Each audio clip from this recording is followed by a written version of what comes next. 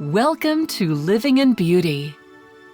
It's Wednesday, November 27th, 2019, day 1227 on the road, and we're in southern Arizona, catching some rays before the holidays.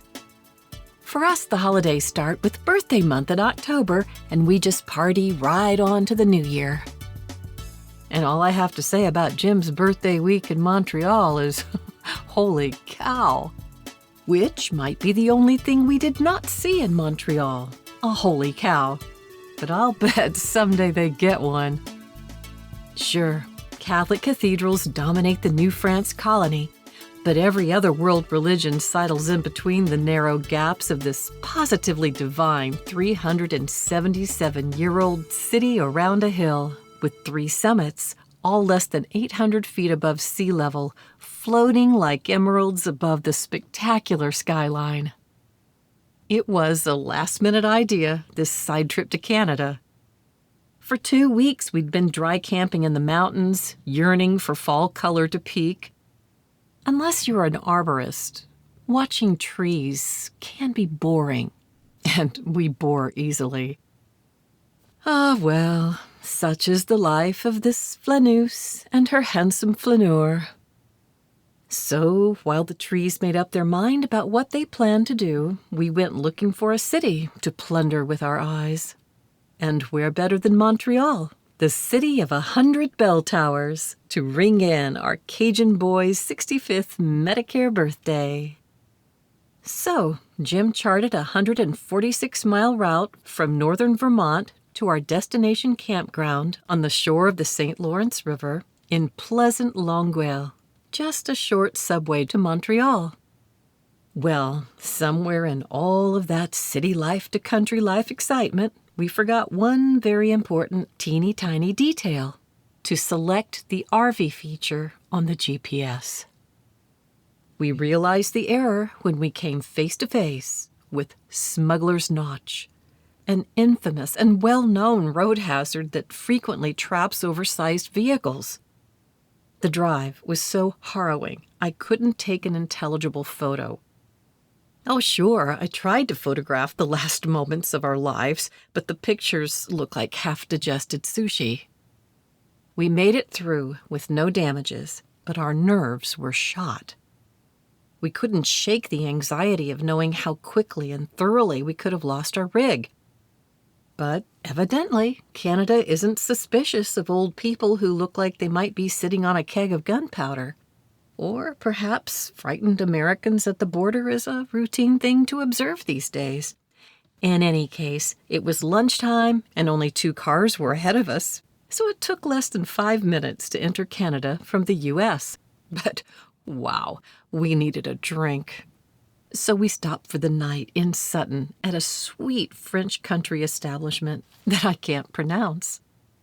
All of the wines were excellent, but they had a special Thanksgiving offer on cases of their best rosé. Sold. So the stress slowly abated as we strolled through the vines, sipping rosé and counting our blessings, and at last we settled down to a cold dinner followed by a good night's sleep.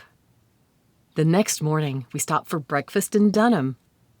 Our hostess must have heard us rave about the coffee and our plans for Jim's birthday, because as we departed, she handed him a gift of freshly ground coffee.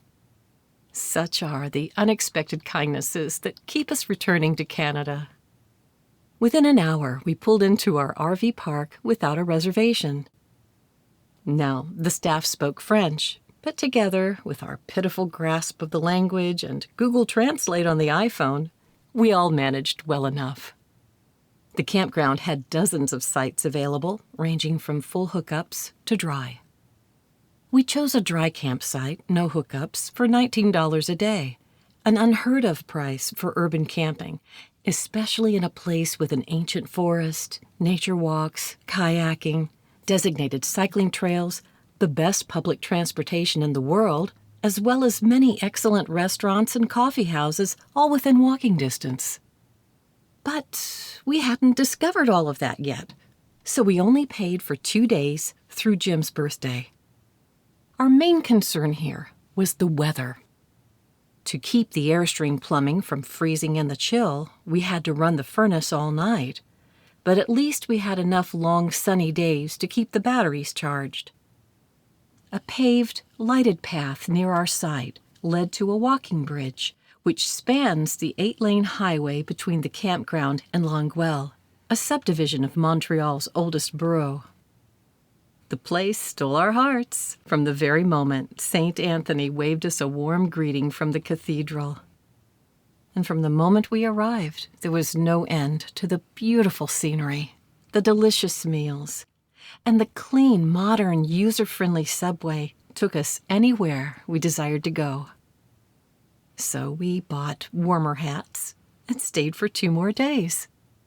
They don't call it the Paris of Canada for nothing, but I prefer to call it the Montreal of all. A place where genius and ambition meet restraint and grace, where preservation is progress, where the past advises the future and the future respects but does not revere the past, where the public art scene is game for the whimsical, the grotesque, the historical, the hysterical, and the luminous. And music is everywhere. So we paid for 2 more days because the patisseries, the gourmet groceries, the shopping. And then, suddenly, snow appeared in the weekly forecast. It was early in the season, but an Arctic blast was on the way. As we prepared the rig to leave, Jim noticed a truck tire was low, embedded with a very long screw he couldn't dislodge by himself. It was a Saturday afternoon.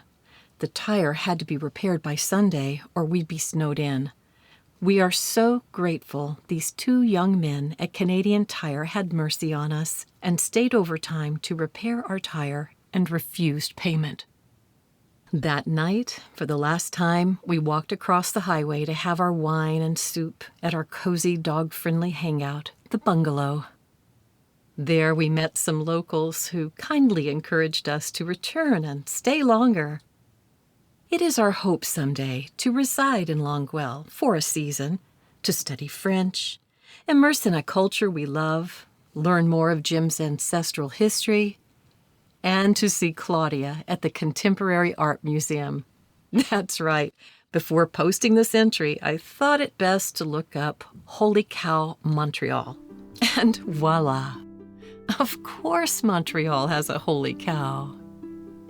Look, I can write every French word I know on a credit card and still have plenty of space. But we are so in the Quebecois state of mind.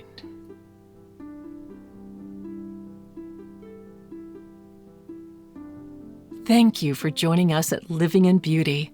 If you like this post and want to be notified when a new one is released, please enter your email address and click the follow button at the bottom of this page. For more info, check out our travel maps and facts. Okay, that's it for now. Safe travels, happy Thanksgiving, and see you next time.